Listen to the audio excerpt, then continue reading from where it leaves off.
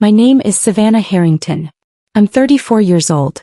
And 3 weeks ago, I sat at a round table shoved in the corner of one of Birmingham's most expensive ballrooms, close enough to the kitchen that I could hear the clatter of plates being stacked, while my mother stood at a microphone in front of 200 people and said, "Savannah has always been the free spirit of the family.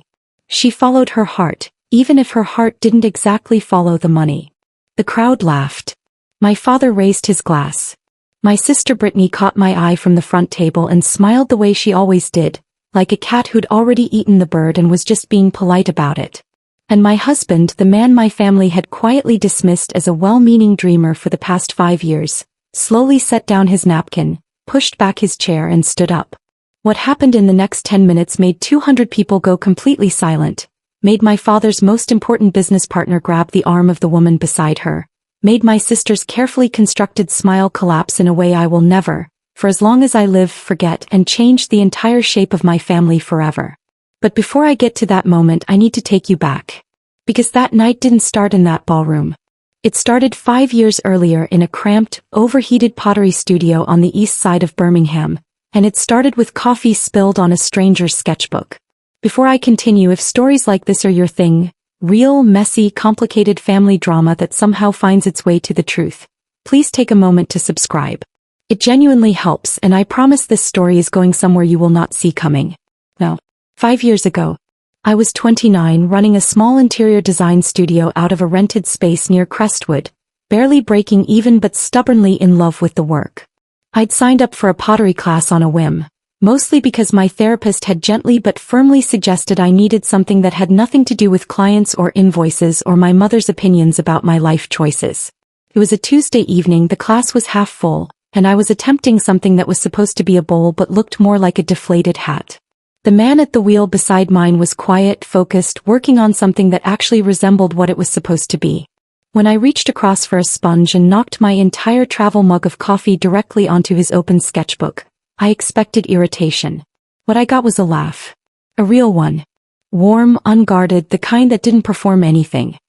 He looked up, dark eyes already creasing at the corners, and said, "Well, that's one way to get my attention." His name was Daniel. Daniel Cruz. He told me he worked in technology. I told him I designed spaces for a living. We cleaned up the spilled coffee together and spent the rest of the class talking while our pottery slowly and without apology collapsed on our respective wheels. We dated for 8 months before I introduced him to my family, and I want to be honest about why I waited that long. It wasn't because I was unsure about Daniel. It was because I was completely sure about my family. I knew exactly what they would do, and I needed to love him enough to survive it before I let them take their first swing. The Harrington family operated according to a very specific hierarchy.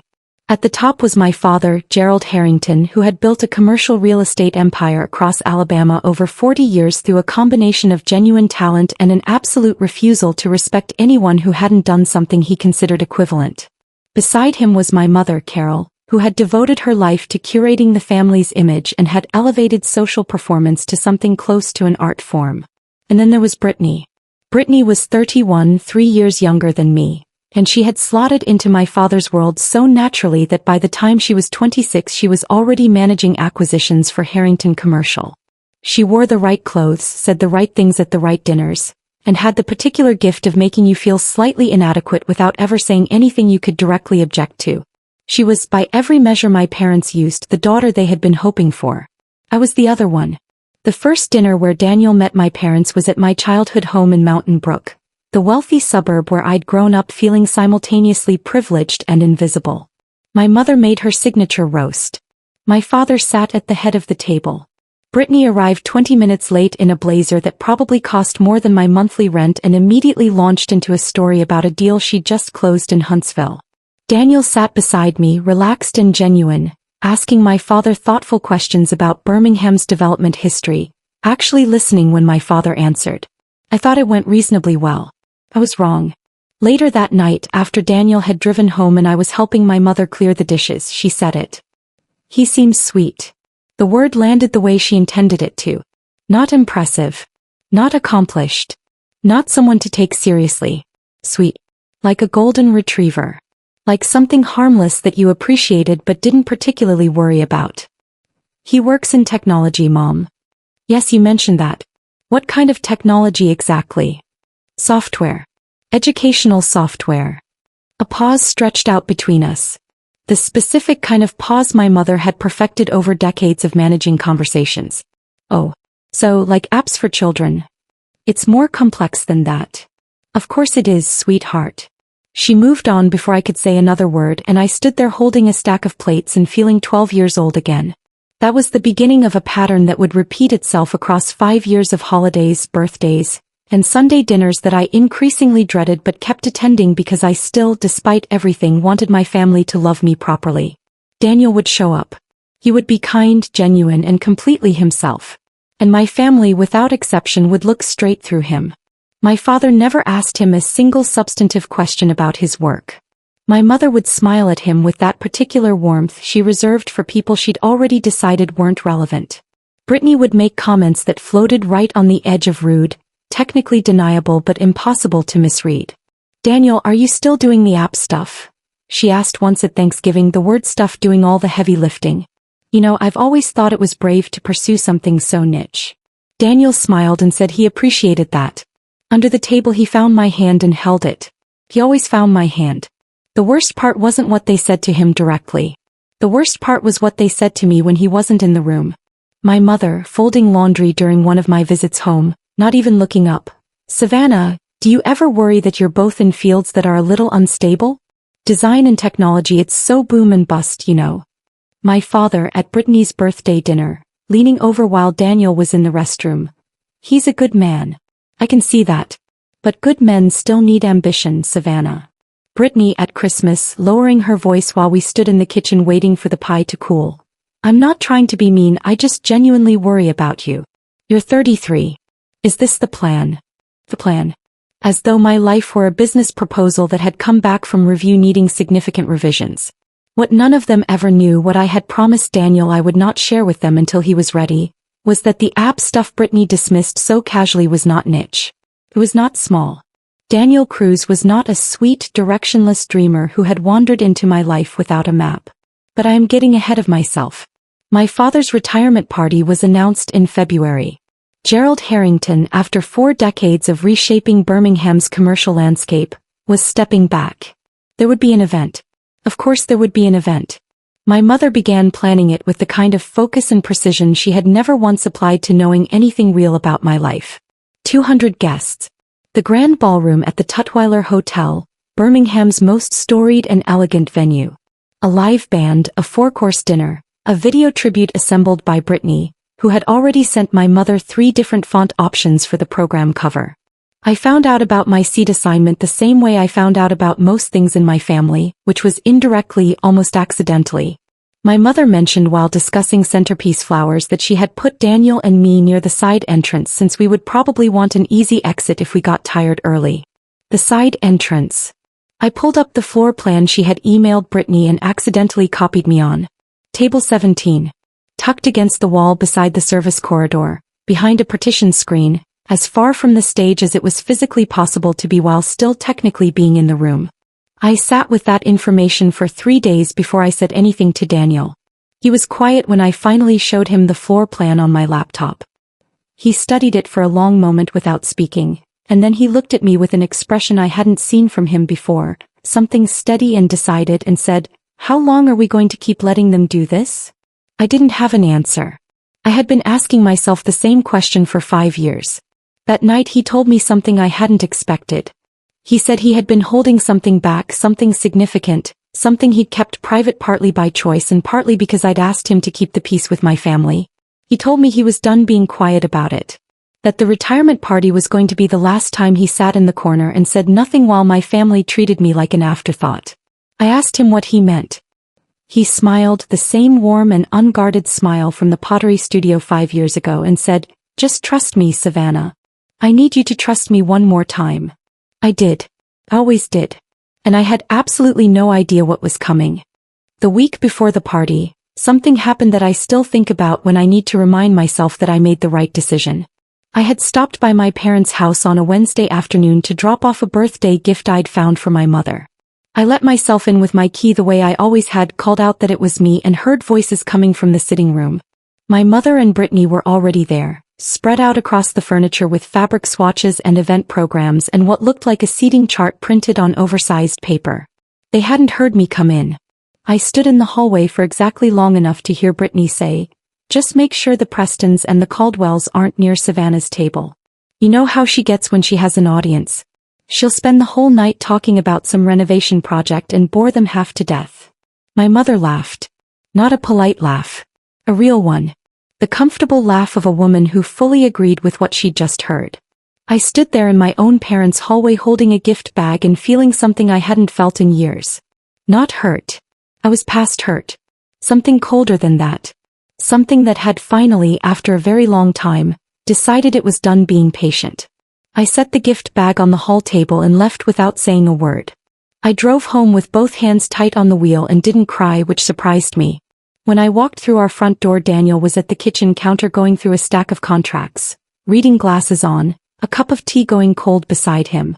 He looked up and read my face immediately. What happened? I told him every word. When I finished, he was quiet for a moment and then he took off his glasses, set them on the counter and said, "I think it's time, Savannah." I asked him time for what. He looked at me steadily. Time for them to know who I actually am. I felt something shift in my chest. Not relief exactly. More like the feeling of a door swinging open onto a room you'd forgotten existed. The night before the party I could not sleep. I lay in the dark beside Daniel and made myself think honestly about every moment I had smoothed over, minimized, or quietly absorbed across the last 5 years. The Christmas dinner where my father had looked at Daniel's car in the driveway and said loud enough for the neighbors to hear that it was very sensible for someone at Daniel's stage. The Easter Sunday where Brittany had asked him in front of 4 aunts and uncles whether he thought the technology sector would survive the next economic correction, with the tone of someone asking a very young child about their drawing. The Thanksgiving where my mother had seated Daniel at the far end of the table between 2 distant cousins who spent the entire meal talking to each other, placing my husband in a conversational dead zone for 3 hours while she beamed at Brittany from across the room. I had let all of it go. Every time. I had squeezed Daniel's hand under tables, apologized in the car on the way home, and told myself that keeping the peace was worth it. Lying there that night, I finally admitted what I should have known years earlier. There is no peace in a house where only one side is ever required to keep it.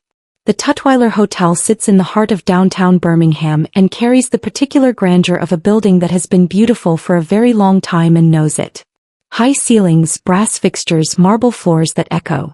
My parents had taken the grand ballroom, dressed that evening in cream and gold, round tables set for 10 and a stage at the far end where a 6-piece band was already playing low and easy.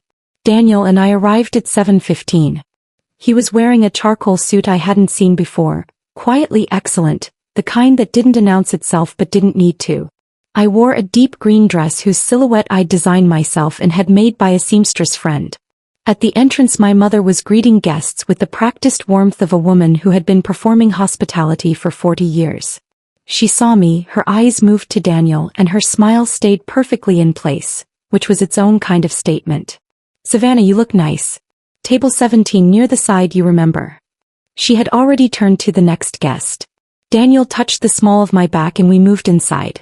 Table 17 was worse in person than it had been on the floor plan. The partition screen beside it created a subtle but effective visual barrier between our corner and the rest of the room. From where we sat we could see the stage, but anyone at the main tables would have to actively turn around to notice us. 2 couples already seated, there were people I didn't recognize, which told me everything I needed to know about the company my family thought we belonged with. Daniel pulled out my chair, sat beside me, and scanned the room with the calm and unhurried attention of someone taking careful inventory. At the front tables near the stage, Brittany stood in a champagne-colored dress, laughing at something one of my father's associates had said. She looked up once, found our table with her eyes, and gave me the small wave, the flutter of fingers that managed to be both a greeting and a dismissal simultaneously. A woman at the table directly beside ours leaned over shortly after we sat down. Mid-50s, sharp-eyed, with the bearing of someone who managed significant things. She introduced herself as Patricia Weston, a real estate developer and colleague of my father's from his early days in Tuscaloosa. She shook my hand and then looked at Daniel and paused. The way people pause when something doesn't quite add up. "Have we been introduced?" she asked him. "I don't believe so," Daniel said pleasantly. She tilted her head, studying him. You look incredibly familiar. Have you spoken at any conferences recently? Daniel smiled and said he'd done a few. She pulled out her phone and began scrolling slowly with the concentrated focus of someone trying to place a face. She didn't say anything further, but she didn't put the phone away either. Brittany came to our table before the speeches started. She had a champagne flute in one hand and the particular energy of someone performing relaxation while running a continuous internal assessment. She kissed my cheek, looked at Daniel and said, Daniel, I'm glad you came. I know these events must be a little outside your world. Daniel said he was happy to be there. Brittany smiled. That's so great. Honestly, it's really sweet how supportive you are of Savannah. Coming to all these family things. Being her plus one. It says a lot about you. She said it the way someone places a small knife on the table. Gently in plain sight. Daniel looked at her with a completely pleasant expression and said, I'm not her plus one, Brittany. I'm her husband. Brittany blinked once, laughed as though he'd said something mildly ridiculous, and drifted back toward the front of the room. Under the table, Daniel's hand found mine. Last time, he said quietly. I nodded. Last time. My father's entrance was everything Gerald Harrington believed an entrance should be. The band shifted into something celebratory, the room turned and applauded, and he walked in with my mother on his arm, looking like a man who had arranged every variable of this evening in advance. He worked the room on the way to the stage, all handshakes and embraces, and the booming laugh that had always made me feel as a child like warmth was right there if I could just get close enough. He passed our table without stopping. He didn't look over. Daniel watched him cross the room and said nothing. The speeches began at 8. My father took the microphone and the room gave him its full attention because Gerald Harrington had earned his moment and most of the people in that room knew it. He spoke about building from nothing, about Birmingham in the early days, about deals that almost didn't close and the ones that changed everything. He was funny and commanding, and for about 6 minutes I remembered why I had spent so many years wanting him to look at me the way he looked at Brittany. Then he got to family. He spoke about my mother with genuine tenderness. He spoke about Brittany with undisguised pride, listing her accomplishments like a man describing his finest work, his voice swelling as the room applauded. Then his eyes found me at table 17 and he gave me the specific smile he used when acknowledging something he hadn't prepared remarks for. And my older daughter Savannah, he said, has always done things her own way. We don't always understand it, but that's Savannah. Easy laughter from 200 people who had no idea what it felt like to be the thing in your own family that required a disclaimer. Daniel went very still beside me. Not tense. So, the way water goes still right before something breaks the surface. Patricia Weston at the next table had stopped scrolling. She was staring at her phone with an expression I couldn't fully read, and then she looked up at Daniel and her mouth opened slightly. She said something quietly to the man beside her. He looked at his own phone, then looked at Daniel, and his expression shifted in exactly the same way. I looked at my husband. He was watching my father on the stage, calm and unhurried, and there was something in his face I had never seen before. Not anger. Certainty. The kind that doesn't need to raise its voice because it already knows exactly how the room is going to change. My mother stepped up to the microphone next, and I felt the specific dread of knowing that whatever she was about to say was going to require every piece of composure I had left. My mother has a gift. I have always known this about her. Carol Harrington can walk into any room, read every person in it within 60 seconds, and deliver exactly the words that will make her look warm while making someone else look small. She does it so smoothly that half the time the person on the receiving end doesn't even realize what happened until they're driving home and the sting finally surfaces. She took the microphone from my father with a gracious smile, adjusted it slightly, and looked out at the room the way a conductor looks at an orchestra before the first note. I want to talk about love tonight, she began. Because that's really what 40 years of anything comes down to, isn't it? Not the deals or the square footage or the revenue figures. Love. The decision to keep showing up for the people and the things that matter. Warm applause. She let it settle. Gerald and I built something together. A business, yes. But more importantly, a family. She pressed a hand to her chest. And families are complicated, aren't they? They're not a highlight reel. They're the whole messy, imperfect, occasionally baffling picture. Knowing laughter from the crowd. He was good. He was so good. Our daughter Brittany has been a gift beyond anything we deserved. Brittany tilted her head, the practiced portrait of modest gratitude. She has her father's instincts and, frankly, my taste, which is the more important quality. Laughter louder this time. But what I really want to say tonight is that family means everyone. Even the ones who take the road less traveled. Her gaze drifted toward the back of the room. Toward table 17. Toward me. Our Savannah has always followed her own compass. Interior design, creative pursuits, a very independent spirit. She smiled, and the smile was flawless. We don't always understand the map she's working from. But we love her. A pause that lasted exactly one beat too long. And we're glad she found someone who appreciates her particular journey. Even if the rest of us are still figuring out what that journey actually looks like. The laughter that followed was not unkind. It was something worse. It was sympathetic. 200 people laughed with gentle pity at the idea of me. And my mother returned the microphone to my father, looking satisfied in the way only someone who has landed exactly the blow they intended can look. I sat completely still. I could feel the heat in my face. I could feel Daniel beside me, no longer still but not moving either, the way something coils before it moves. Patricia Weston had turned fully in her chair and was staring at Daniel with undisguised recognition now, her phone face down on the table, her expression somewhere between stunned and riveted. She had figured it out. I could see it in every line of her face. Whatever she had found on that phone had answered the question she'd been turning over since we sat down, and the answer had clearly not been anything she expected to find at table 17. My father wrapped up the formal portion of the evening, invited everyone to enjoy dinner, and the band resumed. Servers appeared from the kitchen doors directly behind us, which meant that for the next 20 minutes Daniel and I had to keep pulling our chairs in to let trays pass. A choreography of exclusion so complete it would have been almost funny under different circumstances. Brittany stopped by once more during the first course, ostensibly to check that we had everything we needed, actually to deliver one more carefully packaged comment. She crouched beside my chair, lowered her voice to the register of false intimacy and said, "Don't take Mom's speech personally, Savannah. He just worries about you. We all do. You've always been so sensitive about the family stuff." She patted my hand. "Daniel, honestly, thank you for being so steady for her. She needs that." She stood up, smoothed her dress, and walked away before either of us could respond. I looked at Daniel. His jaw was tight. His eyes were tracking Brittany across the ballroom with an expression that was quiet and absolute. "Daniel," I said softly. He turned to me. "You said you were ready." He nodded once. "I am." "Then whatever you're about to do, I'm with you." He reached into his jacket, and for a moment I thought he was going to stand up right then. Instead he pulled out his phone, checked something on the screen, put it back and said, "Not yet. Let them get comfortable first." We ate. Or we went through the motions of eating, which is not the same thing. Around us the ballroom hummed with the pleasant noise of a successful event, the clink of glasses and low laughter, and the band cycling through something smooth and undemanding. Patricia Weston leaned over once more during the second course, and this time she didn't ask a question. She simply said quietly and directly to Daniel, "Blueprint Capital. The Series C in March. That was you, wasn't it?" It wasn't phrased as a question.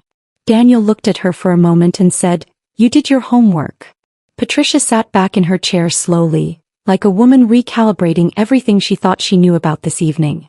"Robert has no idea, does he?" she said. And not a question. "No," Daniel said. "He never asked." Patricia looked across the ballroom at my father, who was holding court at the head table, and something moved across her face that I could not name. She picked up her wine glass, looked at it, set it back down without drinking, and said nothing further. The dessert course arrived, and with it a loosening of the room's formality, people moving between tables, the band picking up its tempo slightly, the particular atmosphere of an event that has passed its official portion and relaxed into something more social. My father was surrounded by a cluster of associates near the stage. Brittany had positioned herself at the center of a group of younger guests, holding her champagne and laughing generously at something one of them had said. My mother was moving through the room with the smooth efficiency of someone conducting a final inspection. Nobody came to table 17. In 40 minutes of dinner service, not a single person from my family's inner circle found their way to our corner. It was as thorough and complete an erasure as I had ever experienced, and I had experienced quite a few. Daniel set down his fork, folded his napkin, and placed it on the table. He turned to me, and his expression was the same one I had seen the night before, settled and certain and quietly done. "I need you to know something before I stand up," he said. "Whatever happens after this, whatever your family says or does or tries to walk back, none of that is why I'm doing this." I asked him why then. "Because you have spent 5 years apologizing to me in parking lots and I have never once needed the apology. I needed you to know your own worth." He paused. "And I think you needed to see them see it." My throat tightened. I nodded. He stood up. He didn't raise his voice. He didn't do anything dramatic. He simply pushed back his chair, straightened his jacket, and began walking toward the stage with the kind of calm that doesn't perform itself. Heads turned almost immediately, the way they do when something moves against the current of a room. People near the stage noticed first, then those at the surrounding tables, and by the time Daniel had covered half the distance, a visible ripple of attention was moving through the ballroom. I saw my mother notice him from across the room. I saw her expression shift from confusion to irritation to something approaching alarm. Brittany saw him next and her face did something I had never seen it do before. It went uncertain. Not annoyed, not condescending. Hidden. My father turned from his conversation and stared. Daniel stepped up onto the low platform at the front of the room. A few feet away, the band leader caught the change in the room's energy and let the music fade. Daniel reached the microphone, adjusted it, and looked out at 200 people in the way that someone looks at a room when they are not afraid of it. "I'm sorry to interrupt," he said, and his voice through the speakers was clear and even. "My name is Daniel Cruz. I'm Savannah's husband. And I've been sitting at the table by the service entrance all night, which has given me a lot of time to think about whether to say what I'm about to say." A murmur moved through the crowd. My father stepped forward. "Daniel, this really isn't the place for... With respect, Gerald," Daniel said, and there was nothing aggressive in his voice, only a finality that stopped my father mid-sentence. "I've been waiting for the right place for 5 years. This is it." The room went the particular kind of quiet that only happens when everyone present simultaneously understands that something real is occurring. Not scripted, not planned, not performative. Brittany moved toward the stage from the left side of the room, champagne still in hand, but she had stopped mid-step. Patricia Weston was standing at her table very still, watching. I stood up from table 17. My legs were steady. I hadn't expected them to be, but they were. Daniel looked out at the room and then he looked at my father, and he said the thing that made Patricia Weston close her eyes briefly, that made the man beside her grip the edge of the table, that made Brittany's champagne flute tilt in her hand and nearly spill. He said it quietly, simply, the way you state a thing that has always been true and simply needed someone to finally say it out loud. And in the 10 seconds that followed, I watched my family's entire understanding of who they had been dismissing rearrange itself completely. "For the last 5 years," Daniel said, his voice steady and unhurried through the microphone, "this family has referred to me as Savannah's app guy. The tech hobby husband. The sweet, harmless nobody she chose instead of someone suitable." He let that sit for exactly 2 seconds. "My name is Daniel Cruz. And my company, Cruz Digital, was acquired 7 months ago for $340 million. The silence that followed was the kind that has physical weight. I felt it press against my chest from across the room. Nobody moved. Nobody reached for their glass or leaned to whisper to the person beside them. 200 people simply absorbed what they had just heard the way you absorb something that restructures the entire architecture of an evening. Patricia Weston sat down slowly, as though her legs had made the decision before the rest of her caught up. The man beside her said something under his breath that I couldn't hear from where I stood. Brittany's champagne flute completed its tilt and a pale gold stream ran over her fingers and onto the floor, and she didn't notice. She was staring at Daniel the way someone stares at a wall that has just revealed itself to be a door. My father's face moved through several expressions in rapid succession, none of them controlled.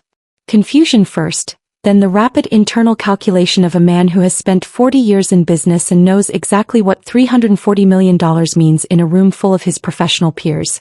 Then something I can only describe as a slow-motion vertigo, the expression of a man realizing mid-step that the floor he has been standing on confidently is not where he thought it was. My mother had gone completely still near the edge of the stage. One hand was at her throat. Not performing shock. Actually in it. Daniel continued. He didn't rush. He didn't perform triumph or anger. He spoke the way someone speaks when they have thought carefully about every word and decided that the truth delivered plainly is the most powerful thing available to them. Cruise Digital built adaptive learning software used in over 4,000 schools across the country. Last year we were named by Fast Company as one of the most innovative education technology platforms in the United States. I have been featured in the Wall Street Journal, Wired Magazine, and Forbes. I have testified before a Senate subcommittee on education technology and sat on an advisory board for the Department of Education. He paused. None of you knew any of that. Not because I hid it. Because not one person in this family ever asked me a single real question about my work. He looked directly at my father. In 5 years, Gerald, you asked me twice about my job. Once to ask whether app development was sustainable long-term, and once to suggest I consider getting my real estate license. A ripple moved through the crowd. Not laughter. Something more uncomfortable than laughter. Brittany found her voice from somewhere to the left of the stage. This is insane, she said loudly enough for the whole room to hear. You're making a scene at our father's retirement party because you want everyone to know how much money you made? That's what this is.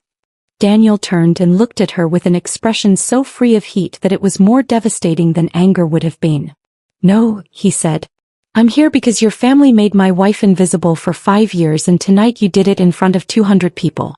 The money is just context. Brittany opened her mouth. Closed it. For the first time in my life I watched my sister not have a response ready and the room noticed it just as clearly as I did. Patricia Weston stood up. She was not a woman who raised her voice and she didn't raise it now, but she projected with the natural authority of someone who had run boardrooms for 30 years. Daniel, she said, I owe you an apology for not placing you sooner. We've been trying to arrange an introduction through mutual contacts for the better part of a year. She glanced at my father with an expression that was not warm. I had no idea the introduction was sitting 20 feet away at the back of the room all evening. My father turned to look at her and something in his face cracked open slightly. Not remorse. Not yet. More like the first fracture in a structure that had felt permanent until this moment. Patricia, You didn't know, she said. I understand that, Robert. What I'm less clear on is why you didn't. She sat back down and picked up her wine glass and did not look at him again. Daniel stepped back from the microphone slightly and looked across the room at me. I was still standing at table 17. The partition screen was at my back and 200 faces were between us, but his eyes found mine the way they always did. The same way they had across a pottery studio 5 years ago when I'd spilled coffee on his sketchbook and he had laughed instead of being irritated.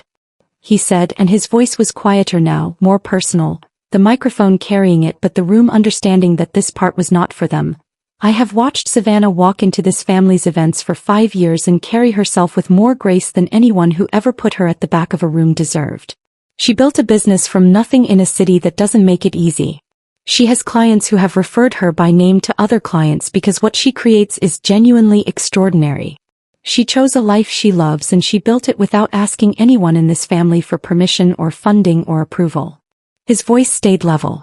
And every single time she came home from one of your dinners, she would sit in the car for a few minutes before we went inside. She thought I didn't notice. I always noticed. That is what your dismissal actually cost her. Not status. Not money. Those few minutes in the car where she had to put herself back together before she could walk through her own front door. The room was so quiet I could hear the candles. My face was wet and I hadn't noticed when that had started. A woman at one of the center tables had her hand pressed over her mouth. An older man near the bar had set down his drink and was looking at the floor. These were my father's colleagues, his business partners, the carefully assembled audience of his legacy. And they were witnessing all of it. My mother stepped forward. I could see the effort it cost her to compose her face into something navigable. Dana, we hear you. Truly. But this is a private family matter and perhaps, with respect, Carol, you made it a public matter 40 minutes ago when you told 200 guests that your daughter's life was something the rest of the family was still trying to figure out. The words landed without cruelty and without apology. My mother closed her mouth. I had never in my life seen my mother closed down by a single sentence, and the feeling that moved through me at the sight of it was not satisfaction. It was something older and more tired than satisfaction. Something that had been waiting a very long time to finally exhale. Brittany tried once more. She moved closer to the stage, her voice dropping to a register designed to sound reasonable. Nobody was trying to hurt Savannah. We were just honest about the fact that she made different choices and we don't always understand them. That's not an attack. That's family. She spread her hands open. You took a joke and turned it into a courtroom. Daniel looked at her for a long moment. A joke, he repeated.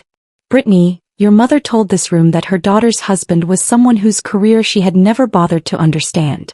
Your father described his eldest child as someone still figuring out her life. You called me her plus one and told her she was sensitive for having feelings about any of it. He paused. If that's a joke, I'd like to know what you'd call the serious version. Brittany said nothing. The silence around her was the silence of a room that had heard everything and was drawing its own conclusions without any further assistance. My father finally moved toward the stage. Not with the commanding stride he used when he was controlling a situation, but with something slower, something that carried a different kind of weight. He stopped a few feet from Daniel and the two men looked at each other for a moment that felt longer than it was. When my father spoke, his voice was lower than it had been all evening and the performance had gone out of it completely. I didn't know, he said. About the company. About any of it. I know you didn't, Daniel said. That's the part that should bother you, Gerald. Not what I built.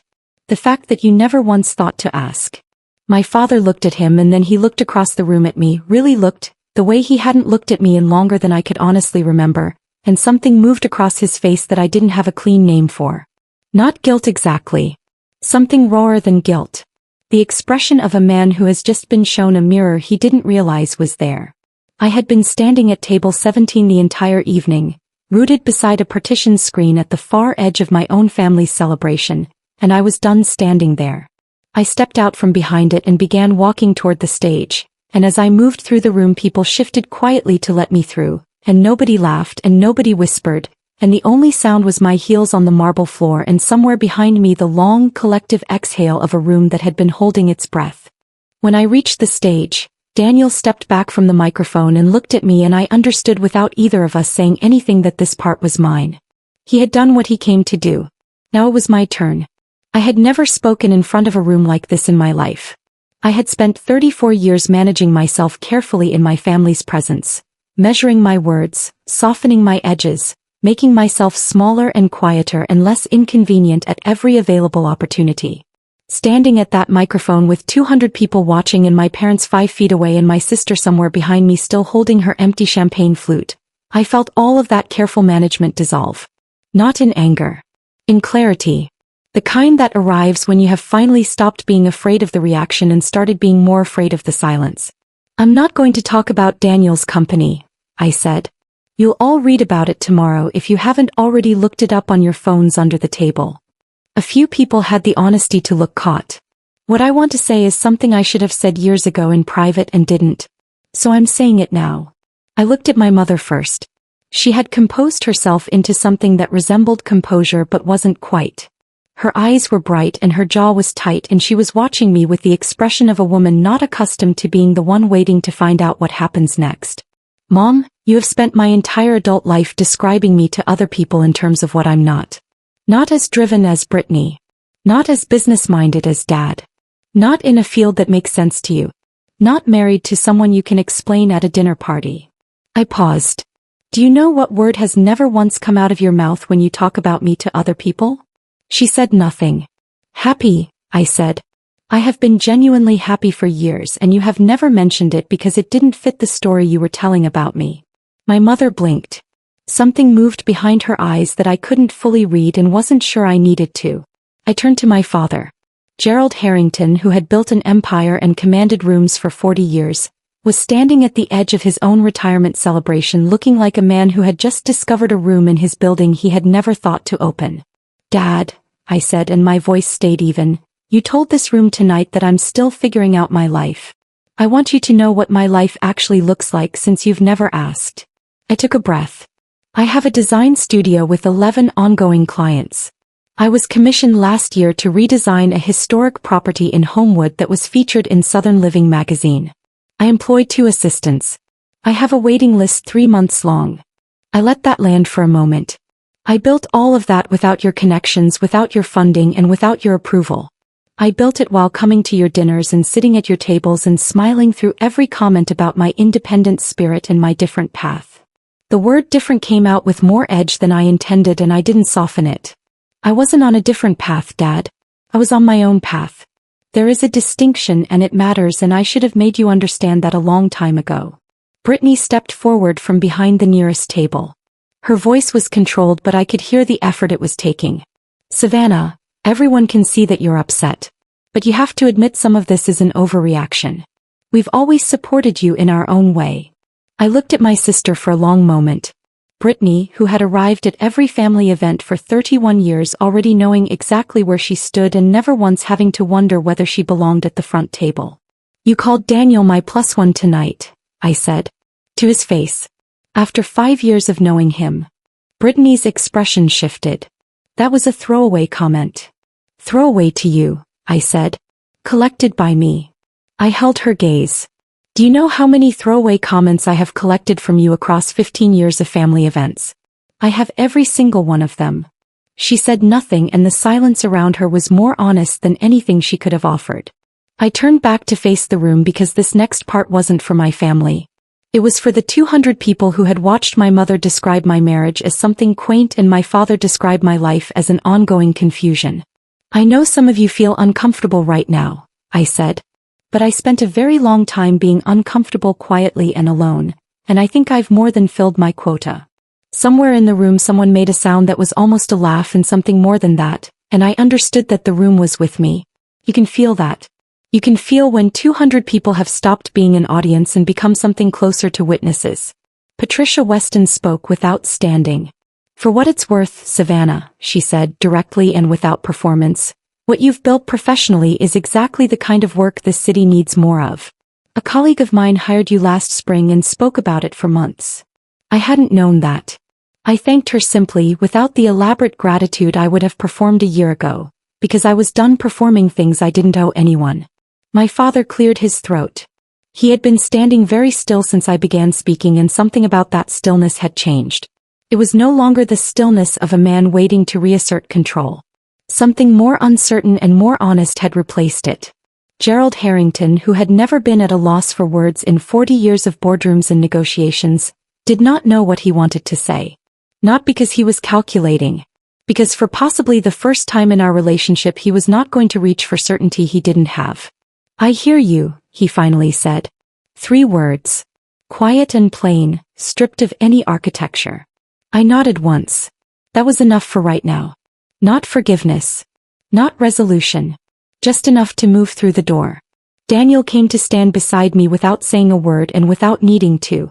We stood together at the front of the room, and I looked at the space that had been designed to celebrate my father and had become instead the place where I finally said out loud the things I had carried home from every dinner and every birthday and every holiday for years. The band had not resumed. The servers had stopped moving. The whole machinery of the evening had simply paused. The way things pause when something real has happened and needs room to settle. I looked at my mother one final time. He was not performing anymore. The practiced warmth and the social precision were still there in the physical sense, but the mechanism behind them had gone quiet. She looked, for the first time I could genuinely remember, like someone who did not know how the evening ended. I don't want an apology tonight, I said. I know that's what you're building toward, and I understand why, but it's too soon. She opened her mouth and I continued. What I want is for things to be actually different. Not fixed overnight. Different in the way that only happens when someone changes and not just when they feel sorry they were caught. That starts with understanding that tonight was not a misunderstanding and not me being sensitive. It was 34 years of being told that who I am is not quite enough, and I am done accepting that as the terms of belonging to this family. Her eyes filled and I believed the tears were real, and I also understood that real tears and real change are 2 entirely separate things, and I was clear enough now to hold both truths without letting one erase the other. Daniel and I left the ballroom together. We didn't make a production of it. We walked out through the same entrance we had come in, past the cream and gold and the silent band, and at the door I looked back once. My father stood at the edge of the stage looking at the floor with the expression of a man conducting a private accounting of something long overdue. Brittany sat alone at a nearby table, phone face down, staring at nothing in particular. Patricia Weston caught my eye one last time and gave me a single quiet nod that carried no agenda. I nodded back. Then I walked out into the Birmingham night, and the door closed behind us and the sound of the city replaced everything we had left inside. In the car Daniel drove and I sat with my hands in my lap, and for a while neither of us spoke. The lights of downtown moved past the windows, and somewhere ahead was the house we had built together. The one that had nothing of my parents' approval in it and everything of our own choosing. "How do you feel?" he asked. I thought about it honestly before I answered. Like I put something down that I've been carrying so long I forgot it wasn't part of me. He reached over and took my hand. "It wasn't," he said. "I know," I told him.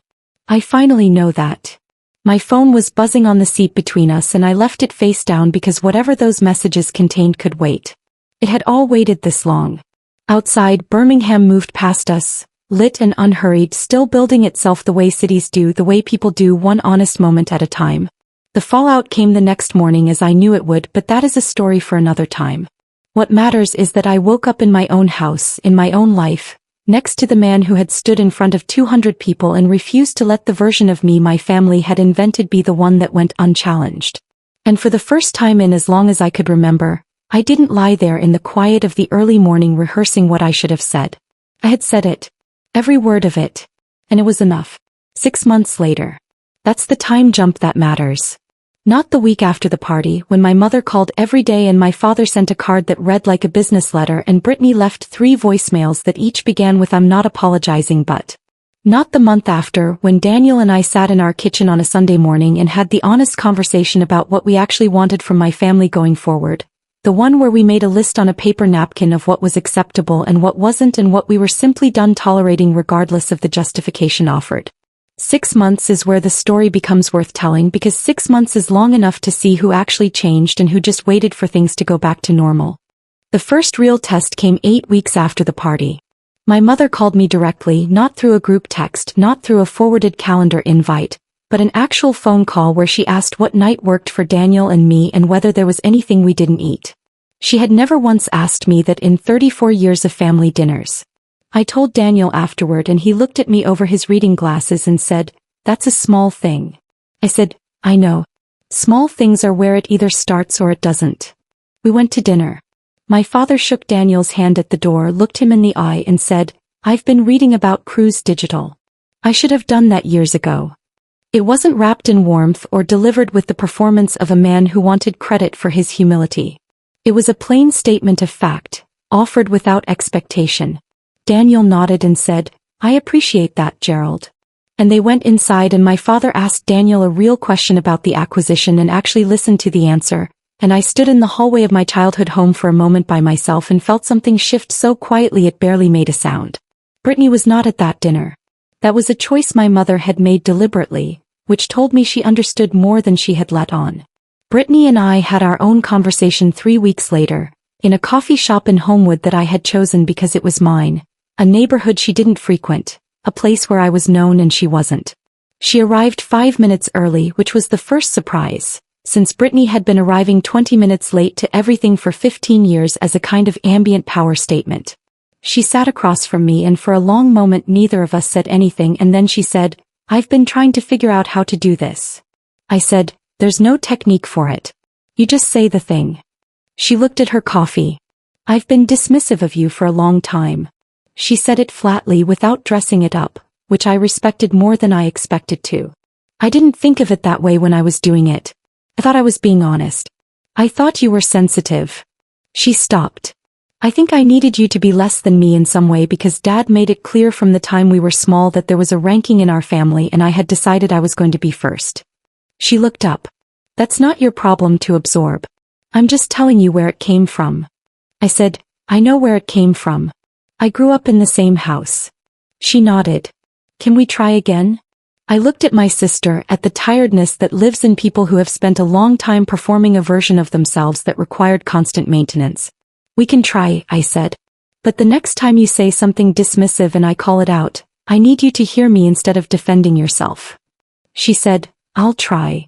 I said, "That's all I'm asking." It wasn't a repair. It was an opening.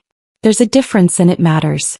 The thing about Patricia Weston turned out to be significant in a way I hadn't anticipated. 3 months after the party, she reached out directly to my studio email, which she had found herself. She had a property in Vestavia Hills, a large older home being converted into a professional space for a non-profit she was launching. She wanted it done with care, with the kind of attention that understood the building had a history worth honoring. We met for coffee and talked for 2 hours, and at the end she said, "I want to be clear that this has nothing to do with your husband's company or your family. I'm hiring you because you're the right person for this." I said, "I know. That's why I said yes." It was the largest commission my studio had taken on. I hired a third assistant in February. The waiting list extended to 5 months. I tell that part not to make a point about money because the money was never what any of it was about. I tell it because there is something specific and necessary about having the people who watched you be diminished become the people who then seek you out on your own terms. It closes something. It doesn't erase anything, but it closes it cleanly.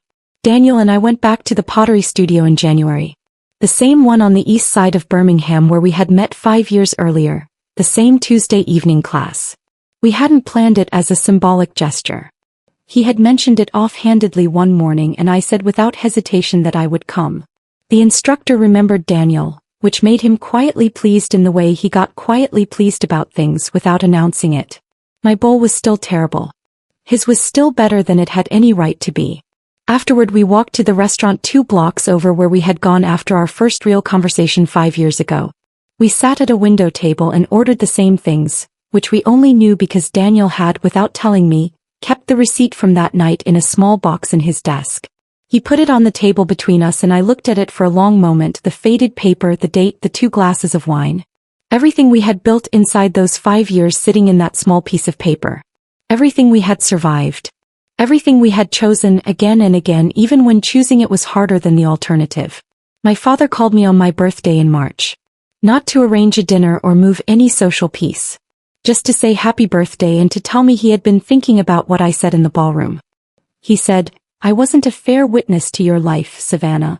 I was watching for the things I recognized, and when I didn't recognize them I stopped looking." I said, "That's exactly right, Dad." He was quiet for a moment. "Your mother and I would like to see the Homewood project sometime. If you're willing." I thought about it for 2 weeks and then arranged a Sunday afternoon where the 4 of us walked through the property together and I showed them what I had made of it, the restored floors and the considered light and the way the space felt like itself rather than an imitation of something else.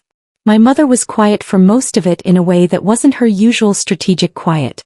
At the end she stood in the main room and said, "You understand things, Savannah. You understand what a space is trying to be." It was the most she had ever said about my work, and she said it without performance, looking at the ceiling rather than at me, and I accepted it the same way, simply without making more of it than it was. Perhaps the most honest exchange we have ever had. Things did not transform completely. My parents are still my parents, which means there are still moments where my mother's impulse to manage appearances surfaces before her better instincts do, and moments where my father's first move is to assess what something means for the Harrington name. I notice those moments now instead of absorbing them, which is a different thing entirely. I say something when it matters and let it go when it doesn't, and I no longer spend the drive home in the particular silence that Daniel used to wait through while I put myself back together. That silence is gone. I hadn't realized until it was absent how much energy it had been consuming. The Sunday after my father's birthday in April, Daniel and I sat on the back porch in the early evening with the kind of quiet that belongs to people who have been through something together and come out the other side still choosing each other. The Birmingham skyline sat against the darkening sky, the lights coming on one by one the way they do when the day is becoming something else. I had been thinking about the pottery studio, the spilled coffee, the 5 years of dinners and the seating chart and the ballroom and everything that came after. Daniel looked over at me and said, "What are you thinking?" I said, "I'm thinking that the best things in my life started with an accident and turned into a choice." He was quiet a moment and then said, "Which accident?" I looked at him. "You know which one." He smiled. The same smile from the first night, warm and unguarded, the one that never performed anything. I turned back to the city and we sat together in the good quiet, the kind that doesn't need filling, and I thought about everything I had put down and everything I had kept and how, when you stop carrying the weight of other people's definitions of you, there is so much more room for the life you actually built. Turns out that life was everything I needed it to be. It just took a retirement party, a microphone, and a husband who knew exactly when to stand up, for me to finally believe it myself. If this story made you feel something, don't just scroll away. There are so many stories out there that never get told, and here on Confira Stories we bring them to life. So if you enjoy emotional real-life drama like this, take a second to subscribe and be part of the journey. And if you've ever been in a situation like this, or have a story of your own, share it in the comments. I read them. Thanks for watching, and I'll see you in the next story.